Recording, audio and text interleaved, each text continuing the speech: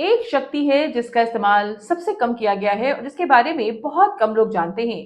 दोस्तों, आज की इस वीडियो में हम बातें करने जा रहे हैं उसी खास शक्ति के बारे में। वो है हमारे दिमाग की हीलिंग एबिलिटी, हमारे माइंड की बीमारियों को ठीक करने की जो ताकत है।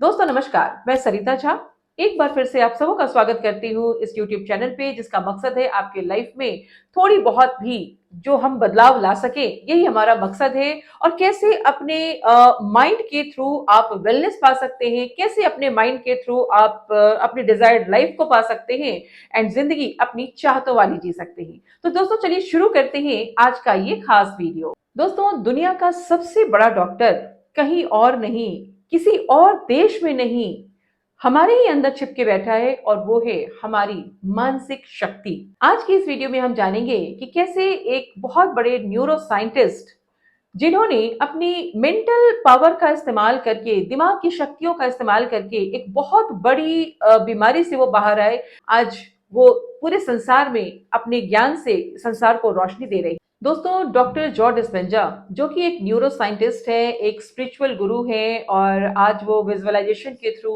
अपनी डिजायर्ड लाइफ को कैसे हम अचीव करें इसके ऊपर काम करते हैं। और जिन्होंने न्यूरो साइंस को एक अलग ही नजरिया दिया है, एक अलग ही दिशा दी है।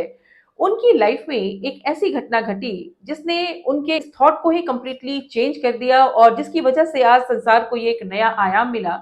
डॉक्टर जॉ डिस्पेंजा एक बार बाइकिंग कर रहे थे और बाइकिंग के दौरान बहुत ही भयानक एक्सीडेंट हो गया उनका। इस एक्सीडेंट में कमर से लेकर के उनके गर्दन की पूरी हड्डी जो है वो फ्रैक्चर हो गई। उनकी नसें बिल्कुल बुरी तरीके से डैमेज हो गई और नसें पूरी दब गई।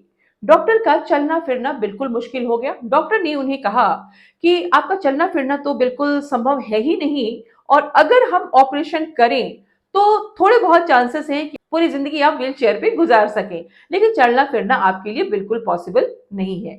लेकिन आखिर ऐसा क्या हुआ कि जॉ डिस्पेंजा आज चल फिर भी रहे हैं? उन्होंने डॉक्टर की बातों को झुठला दिया और आज वो संसार के लिए एक बहुत ही नया आयाम, नया पहलू लेकर के आए। जब डॉक्टरों ने डॉक्टर डिस्पेंजा को ये सलाह दिया तो डॉक्टर डिस्पेंजा के दिमाग में एक बात आई। उन्हें लगा कि हमारी बॉडी में एक ऐसी इंटेलिजेंस है जो हमारी सांसों को चला रही है, जो हमें बनाती है, जिसके थ्रू हमारा दिल धड़क रहा है और सारी चीजें बहुत ही ऑटोमेटिक चलती हैं। तो जिसने मुझे बनाया था या जिसने मुझे बनाया है, वो मुझे फिर बना सकता है और वो मुझे फिर से हील कर सकता है। सो जो एनर्जी मुझे बना सकती है वही एनर्जी मुझे फिर से हील कर सकती है और वही एनर्जी मुझे फिर से क्रिएट भी कर सकती है। और उन्होंने अपने इस थॉट पे बिलीव किया। उन्होंने ऑपरेशन करने से बिल्कुल मना कर दिया और अब उन्होंने एक काम किया, उन्होंने एवरी डे का विजुअलाइजेशन शुरू किया। वो एवरी डे अपने विजुअलाइजेशन में बैठते थे और विजुअलाइज किया करते थे कि उनकी रीढ़ की हड्डियां, उनकी नसें उनके शरीर से बाहर जा रही हैं और बाहर जाके मिनरल एंड कैल्शियम लेकर के फिर से हमारे शरीर में वो वापस आ रही हैं एंड रिकंस्ट्रक्ट हो रही हैं। अपने माइंड में ये विजुअलाइजेशन उन्होंने हर दिन करना शुरू कर दिया, सुबह शाम। वो बस यही देखा करते कि उनकी सारी जो डैमेज हड्डियां हैं वो शरीर से बाहर जा रही हैं, नसें शरीर से बाहर जा रही हैं, कैल्शियम एंड मिनरल लेकर के वापस आ रही हैं और फिर से कंस्ट्रक्ट हो रही हैं। उनकी बॉडी, उनकी हड्डियां रीशेप ले रही हैं, फिर से वो अपने पुराने शेप में वापस आ रही हैं। 6 महीने तक लगातार वो ऐसा करते रहे। 6 महीने में कोई भी बदलाव नहीं आया, लेकिन उन्होंने अपने माइंडसेट को हमेशा पॉजिटिव रखा। एक्चुअली जब हम ट्रॉमा में होते हैं ना, तो हमें लगता है कि अगर कुछ गलत हो गया तो, लेकिन उसी समय अगर हम अपने माइंड को एक शिफ्ट दे दें कि हमें क्या चाहिए, तो हमारा माइंड भी पॉजिटिव रिजल्ट्स देना शुरू कर देता है। और डॉक्टर जॉ डिस्पेंजा ने भी ऐसा ही किया। उन्होंने हार नहीं मानी और वो लगातार अपने विजुअलाइजेशन को करते रहे। उन्होंने अपने माइंड को शिफ्ट किया और उन्होंने कंसंट्रेट किया अपने माइंड को कि उनकी हड्डियां हर दिन बाहर निकलती हैं, नसें बाहर निकलती हैं एंड कैल्शियम मिनरल लेके वापस आ रही हैं एंड रिकंस्ट्रक्ट हो रही हैं। और इसका परिणाम ये हुआ कि 6.5 महीने के बाद उनकी बॉडी में बदलाव नजर आने लगा।